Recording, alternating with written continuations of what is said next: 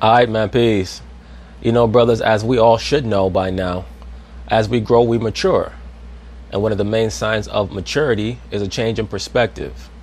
The things that motivated us when we were 15 years old, 20 years old, 25 years old, do not motivate us to the same degree, or maybe not even at all, when we get to be 35, 40, 45, 50 years old, so on and so forth. That's a sign of growth. When we're young, we'll see a little shorty on the street or whatever. Damn, she got a fat ass. Damn, she got a cute face, nice lips, what have you. When you get older, you say to yourself, she's cute, but she probably a demon. You get a little older, you say, she looks nice, but you know, I got somebody and I'm good. I can't be bothered with all that craziness. It's the same thing with the workforce. You might have your nice little job, keeps money in your pocket, keeps your bills paid. You can take your lady out or your ladies out or what have you. As you get a little older and you say, you know what, this job is not fulfilling me. I want a career. I want something that's going to galvanize me. And that's where Kevin Durant is right now. At one point, he could be recruited. He could be won over. He could be wooed. That cannot happen anymore because he's been there, done that, lived that. So now what he's saying is that if you want me, you're going to have to show me that, number one, you're going to be able to pay me the most money. Number two, you're going to provide the greatest amount of mental security for me, meaning what? You're going to hold people accountable in the organization, whether they be in the front office, the coaching staff, my teammates, that I know when I come to work is going to be a quote unquote safe environment for me, a safe space where I'm not going to have to worry about any unnecessary variables that are going to potentially distract me from being as great a player as I can be. And we cannot fault him for that. So anyway, they're going to talk about it. I'm going to chime in.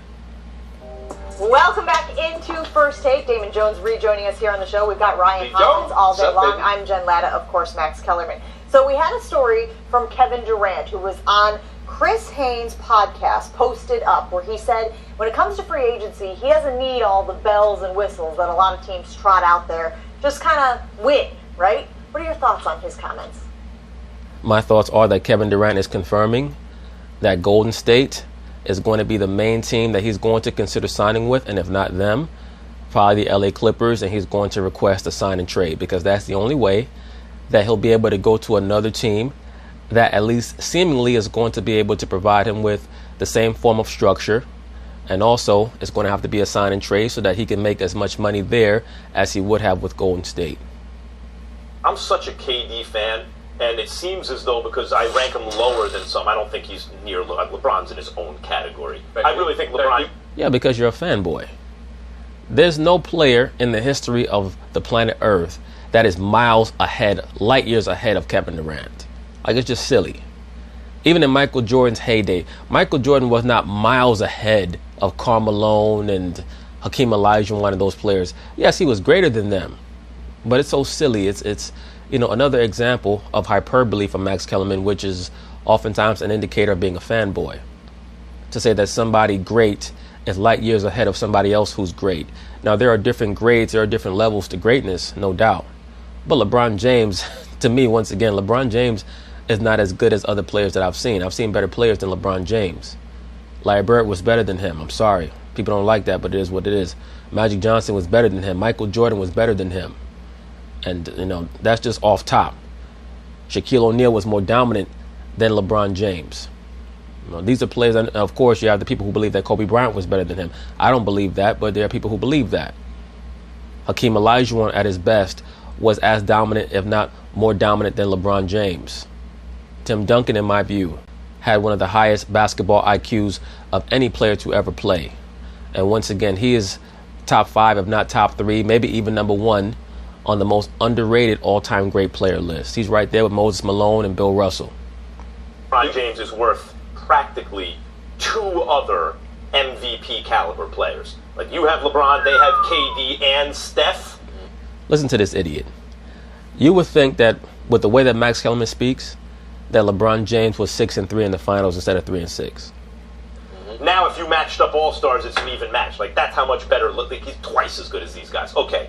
Now you have the rest of the pack, and I think KD is there somewhere with AD, Kawhi, and Antetokounmpo, right? Like that's the. But I have him lower than some, so it seems like when you do that, you're just being honest. You're against the guy. I'm not against KD. KD came into this league as a kid. You know, from all the posturing you hear, and I was the same way when I was like 21. I'm a grown. Let me say this very quickly before Max Kellerman continues, because he's making half-decent points, but he's speaking through the prism of a fanboy. Kevin Durant is not below AD and Antetokounmpo. Antetokounmpo and AD are a couple of brothers in the NBA who are super talented, who are still in the process of finding their way. They don't understand how to win yet. I don't even think that Antetokounmpo has gotten to the second round yet. AD got to the second round for the first time last season. So they have a long way to go. And AD has yet to show that all of the unbelievable numbers that he puts up can result in winning, even in the regular season. So I'm not even sure that he's as impactful as a player as Joel Embiid is. Grown man? No, you're not. 21 years old, you're not a grown man. Not in this day and age. You know? I agree with that. 21 years old, you're not a grown man yet, not mentally. Now 30 is the new 21. Guess what? Guess how old KD is? KD is a man. We are seeing him, as most people, it's just they're not in the public eye this way, go from a kid and a boy into a man. We see it. He was 19 when we got 18, but in the league, 19 when we got introduced to this guy. He's 30. There's a big, so what was, he was uncomfortable in his own skin once upon a time. He has the burner accounts and all this kind of stuff. Well, Max Kellerman, that was last year. It's not like he was 22 and he had the burner accounts. That was last year when we found out he had the burner accounts. And we tried, as the media, lazily, and by the way, this is human nature. We categorize easily. This is how stereotyping happens. But we just like to slap on a label to someone. So it seemed easy. KD's the good small-town country kid. He's just a simple guy, wears his backpack, and he's a good teammate, and this and that. No, the reality is much more interesting than the label we try to put on him. Well, Max Kellerman, that's a sign of a high intellect when we can recognize the nuance in things. Idiots always go to the extremes because it takes too much work to differentiate the nuances, the distinctions. It takes too much time. KD's kind of angry. He got a chip on his shoulder. KD is more complicated than we tried to make him out to be. And he was also rebelling against the typecast that you noted. See, once they cast you as the quote-unquote nice guy, what that oftentimes translates to is somebody who's soft. And anybody who knows what the word nice actually means, you don't ever want to be categorized as nice, because the term nice means ignorant. It means simple-minded. That's what it means. And KD is, and also he's professional and about winning and trying to be, or at least create the perception that he is the best player in the world. The world is more interesting. Actually, by the way, this was a whole shift in sports, especially throughout the last century. It's called the new journalism. Once upon a time, the sports media just told stories how Babe Ruth wound up with a venereal disease and everyone said he had a bellyache. That's why he missed the season, right? Absolutely. That is a true story. I believe that Babe Ruth had, what was it, syphilis or chlamydia? And they claimed that he ate too many hot dogs or some shit like that. And eventually it was like, oh, guess what, everyone? Eventually it was, by the 1960s, Mickey Mantle's a jerk, right? Like, it's more interesting. Yo, Mickey Mantle was off the chain. If you ever read about Mickey Mantle, you know, when I was a kid, my father used to have this huge bookshelf. He would have these biographies of all these famous people in history and sports and politics and what have you. And I remember reading biographies on Wilt Chamberlain and Kareem Abdul-Jabbar and Mickey Mantle as well. Yo, Mickey Mantle was off the chain.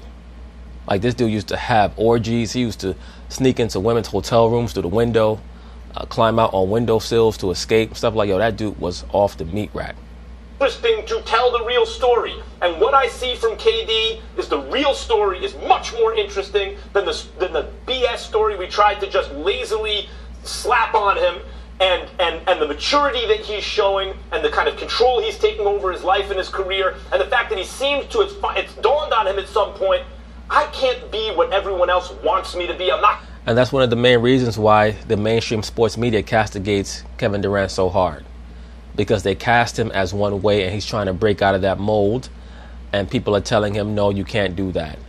You have to be like this. And that happens to everybody. I have people who come on my channel and they think that they can tell me what I should be talking about because they get annoyed based off of, you know, certain prerequisites that they believe that somebody's supposed to conform to their idea of what someone should be about. And as a man, you can never, ever allow that. Your only prerogative as a man is to keep the laws of the land and the laws of the Most High. That's it. I'm not going to satisfy them all anyway. I'm going to do me. Absolutely.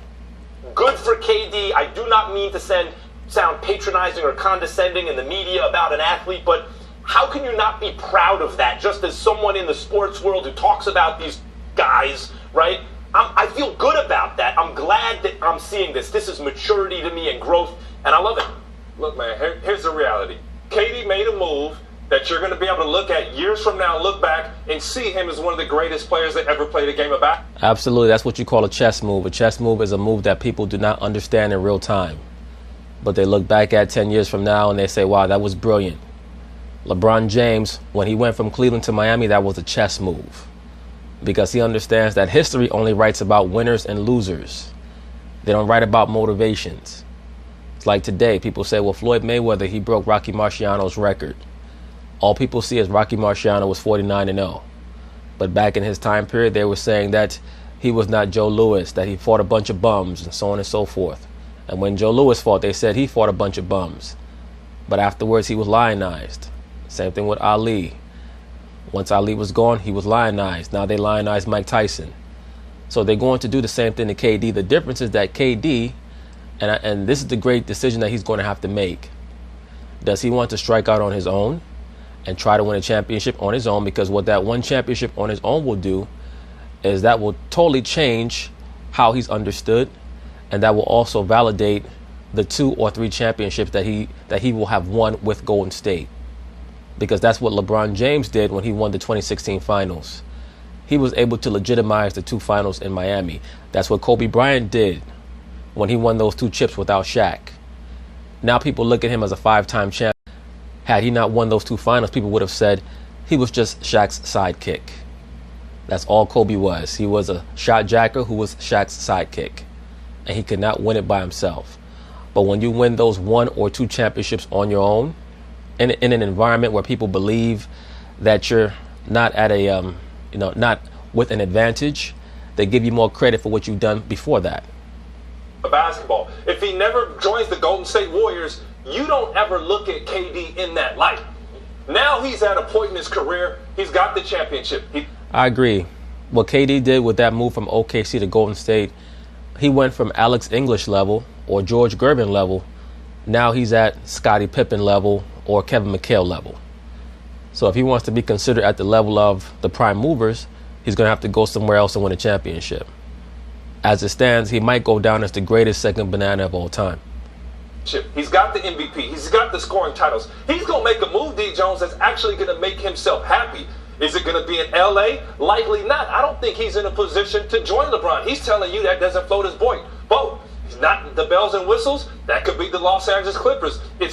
I think they're the only challenge to the Golden State Warriors are the Clippers. It's still LA, still a good team, and there's no nonsense there. I work with the team. I see what's actually going on. Could it be New York? If he wants to take the media route, come back home. But very realistically, he could go back to Golden State for a 1-1. Well, you were on a roll, Ryan Hollins, until that last part, because he's not coming to New York. At least I would be shocked if he did. And New York is not where he's from. He's from the D.C. area. But he's going to make that choice. Nobody's going to go dictate to him what's actually going to happen. And also, we got to throw out the conversation about LeBron where he said, listen, it's a toxic environment. You know what? I don't think KD actually meant that in the way that he said it. He brought it out with Rick Bucher, and we have a podcast. We discussed it a while back. Look, we already know Kevin Durant did not mean it in a malicious way, but it was a very forthright answer. Because there are certain people that we encounter in life, and we say, damn, they just seem like they snake bit. Or there's a black cloud following them. We know what we mean when we say that. We mean that, bad things just always seem to happen around them, or negativity seems to follow them. They're not necessarily bad people per se, but it's like, a black cat is always walking in front of them. It's always something with them. They got into some accident, or people associated with them come across some type of calamity or catastrophe. And that's a bit extreme in comparison to what we're saying about LeBron. But we know what it is with LeBron James. LeBron James is what you call a tour de force performer on Broadway. He's not going to be a member of an ensemble cast. He's going to be that person who just plays every role in the play. And if you're there not even as a background performer. You're there to hold the lighting.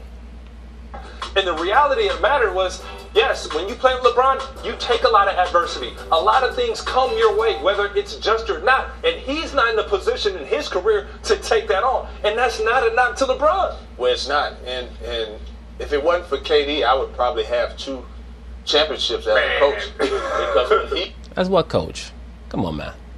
You the guy who catch the basketballs off the rim when players miss in shooting practice. Like, you ain't no damn real coach. Knock it off, Damon Jones. You that guy that LeBron James helped get a job in Cleveland.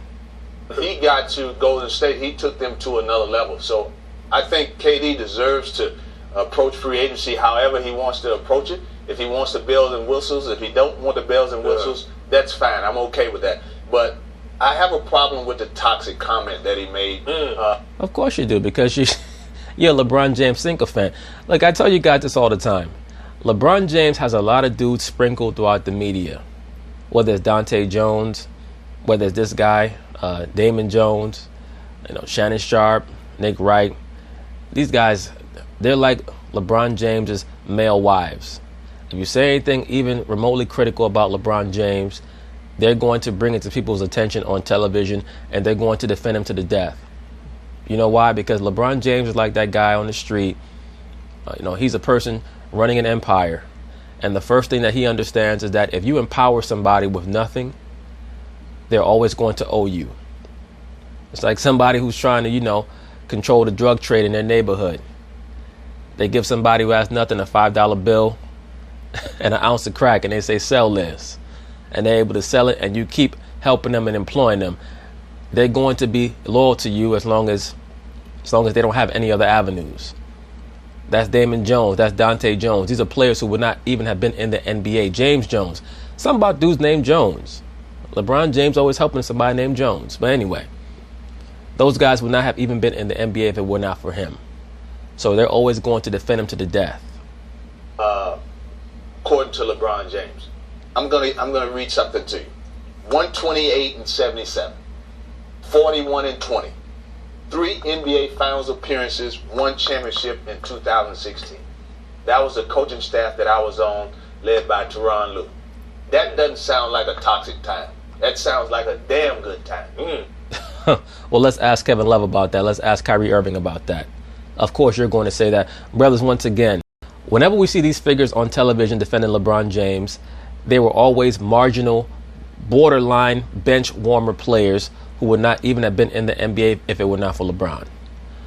But when we speak with the other stars who played alongside him, whether it was a Chris Bosh or a Kyrie Irving or a Kevin Love, it's not that they have bad things to say about LeBron. It's that what you have to do to fit in with him, it's like you have to cut off your manhood just to be with LeBron James, play alongside LeBron James, because he has to have the entire spotlight. Now, we know for a fact that there was more than one player on that Cleveland team that, if he did not have an outright mental breakdown, was near having a mental breakdown. And that's what goes with being with LeBron James. Okay, there's a responsibility that you have to have when you join with him, whether you're a coach or teammate, whatever. So I don't like the toxic word. I just think that you have to be more professional when you're with LeBron. But doesn't that, his toxic comment, taken out of context, sounds super negative toward LeBron? And probably there's stuff underneath there. He's coming for LeBron. Exactly. He's not there to throw bouquets at LeBron James's feet. Once again, Kevin Durant views himself as a peer of LeBron James. Always remember, your perspective is different from the top of the mountain as opposed to the bottom of the mountain. Damon Jones, Dante Jones, they're looking up at LeBron from the bottom of the mountain. Kevin Durant's attitude is, I'm a mountain too. So I'm looking at your peak from my peak. I mean, like, LeBron's like, hey, come and play with me. And KD's like, I'm coming for you, right? I don't think he's ever going to get there, but he's coming for him. And by the way, like, the credit... He's never going to get there, dude. If Kevin Durant wins another championship this year and then goes to the Clippers and gets back to the finals, he's already at LeBron's level. Like, he's a smidgen below LeBron in accomplishments right now. Now, people will say, well, LeBron has 4 regular season MVPs. Okay, that's cool. KD has 1.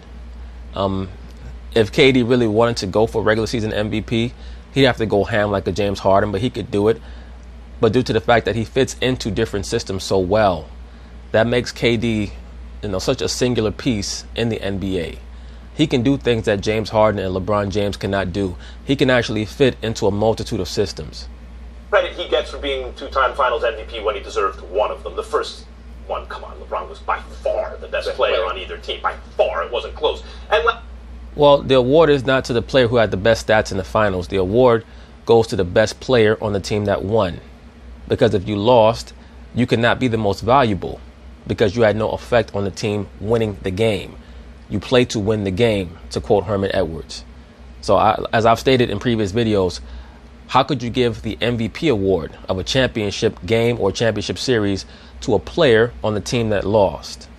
That was a terrible precedent that was set by the NBA when they gave the MVP award to Jerry West, I believe in 1969 in a final series where he averaged 40 points a game. I don't care how many points a game he averaged. The team lost. He should not have gotten it. But they did not want to give the MVP award to Bill Russell because already at that time, the NBA was starting to become known as a black man's league. It's the same reason why Jerry West is the logo for the NBA, because he was used as a certain piece to market the league from the mid to late 60s all through the 70s to try to controvert the notion that the NBA was a black man's league. So because they gave Jerry West that MVP award, it created a very bad precedent to now people are talking about LeBron James should have got the MVP award in 2015 and in 2017, even though he lost. Like, give me a break. And last year, okay, fine. You know, if the 73-win team adds KD, didn't have to be KD. It could have been Kawhi. It could have been a lot of guys. They're not going to be beaten. I don't know. Right, but if LeBron James has Kyrie Irving and Kevin Love and he's light years ahead of Kevin Durant, why can he not beat that team? Like, I have still yet to understand that. The LeBron James super fans are trying to push forth this false narrative that the Golden State Warriors had a super team. Nobody was calling them a super team in 2014. Nobody was even calling them a super team into the middle of the 2014-2015 season. And then it's like, wow, they're really playing well. Okay. Steph Curry was playing great, but it wasn't like his stats were out of this world. Klay Thompson was a very nice, pure shooter. Draymond Green was playing point power forward. They were doing things that teams had not seen before. They were not a super team back then. And they're still not a super team to me. I mean, you can make the case that they kind of sort of are because they have KD and Steph Curry.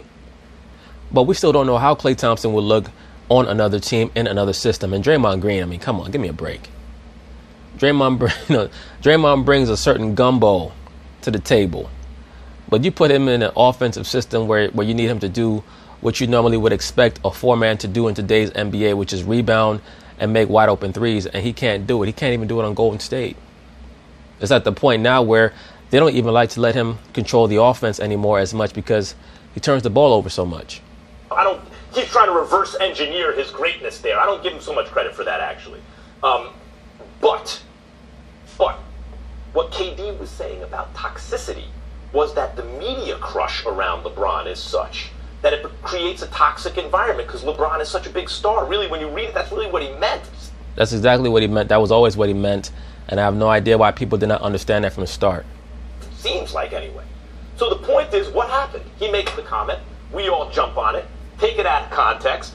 Ooh, KD is saying it's toxic about LeBron. But that's what KD is saying. You can't open your mouth around LeBron. And LeBron's name can't be in your mouth without it turning into a media circus. We're kind of proving KD's point. Here it is. And once again, KD was saying that not only based off of his observations, but based off of his conversations with Kyrie Irving, who's one of his best friends. Here, this reality, though. LeBron quite possibly is one of the smartest players I've ever competed against, at least, and maybe ever played the game. So the 2 minutes that you were out there on the floor with LeBron James, he showed you so much basketball IQ. Ryan Hollins, this guy's a big joke. So in the length of a long 82-game season, and then he goes to the NBA Finals year after year after year, he's going to cruise in the regular season. He's going to protect his body. And in that, the team is going to take some losses. LeBron James is the only player in the history of the NBA where certain notable pundits or NBA prognosticators, commentators, analysts, etc. will flagrantly get on television and tell you that it's okay for him to cruise during the season. Nobody else in the history of sports have I ever heard this excuse for. You may not look good or as good as expected. And anytime LeBron sneezes, everybody jumps. Everybody goes crazy. So within that, the second best player is going to be leaned on to go out and get something done. And if that man ain't making things happen, you're going to be heavily criticized because Therefore, why would they want to play with LeBron James? You're telling me that I'm the second best player. I'm a Paul George. I'm a Kevin Durant. I'm a Kawhi Leonard. I'm a Jimmy Butler. You want me to go play with LeBron James? You're going to tell me that he's going to make sure that he dominates the basketball so he gets all his stats on the offensive end. On the defensive end, he's going to quote-unquote cruise, i.e. not play any damn defense. When a team goes 51 and 31, and most of the season they're trying to figure out how come we're not a 65-win team with all this talent, you're going to blame me. Then we're going to go to the playoffs. We're going to lose in the third round or the second round if we're in the Western Conference, and everybody's going to look at me. Why would I want to deal with that for? When I can go play with Russell Westbrook and we could do the same damn thing and they're going to blame him. Or we can get to the finals and win. Because they're always going to say LeBron has done his job. That's absolutely right. It's his work ethic and what he does that makes sure he wants everyone else to elevate to his level, and that's hard for everybody else to do. We have to move on here, Damon. It's very difficult for everybody else to do if they're not taking the same shit he's taking. I mean, that's the bottom line of it, allegedly. Damon, thank you so much for joining us here. But anyway, that's basically it on that. I do like what KD said, and I do believe that it is a big indicator of what he plans to do after this season. KD is his own man, and he's correct. Nobody should be able to recruit him. He should have his own understanding. When he says nobody can recruit me, what that translates to is you're not going to be able to sell me on any pimp talk. You're not going to sweet talk me. You're not going to seduce me with bullshit. It's about the money, and it's about the convenience, and it's about the structure. And that's what life is about, especially as you mature. But anyway, peace.